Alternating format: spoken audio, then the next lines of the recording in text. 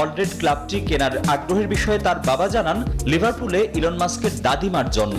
Premier league জয়ান্ট Liverpool কিনতে আগ্রহী মার্কিন ধনকুবের ইলন মাস্ক। তবে টেসলা এবং স্পেসএক্সের সিইওর এমন ইচ্ছা নাকচ করে দিয়েছে লিভারপুলের আমেরিকান মালিকপক্ষ ফোনওয়ে স্পোর্টস ক্লাব। ক্লাব বিক্রির ব্যাপারে কোনো কথা বলার আগ্রহ তাদের নেই বলে সাফ জানিয়ে দিয়েছে মালিকপক্ষ।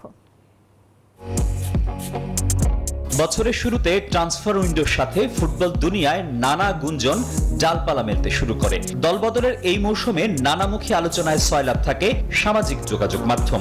এবার সেই গুঞ্জনের আগুনে ঘি ঢাললেন বিশ্বের শীর্ষ ধনী ইলন মাস্ক।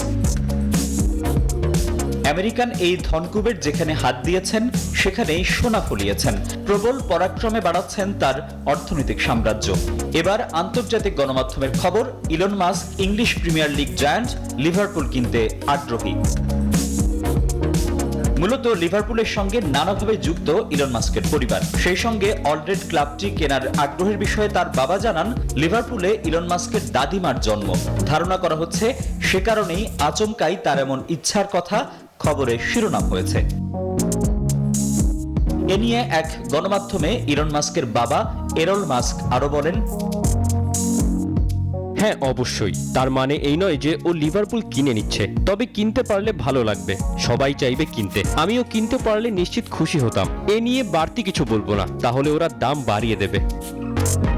শেষ পর্যন্ত অবশ্য ইলন মাস্ক ক্লাব কিনবেন কিনা তা সময়ে বলে দেবে। এর আগে টুইটার কেনার আগেও ছিল ব্যাপক জল্পনা কল্পনা। সেসব মিথ্যা প্রমাণ করেই সামাজিক এই যোগাযোগ মাধ্যম কিনে নেন ইলন মাস্ক।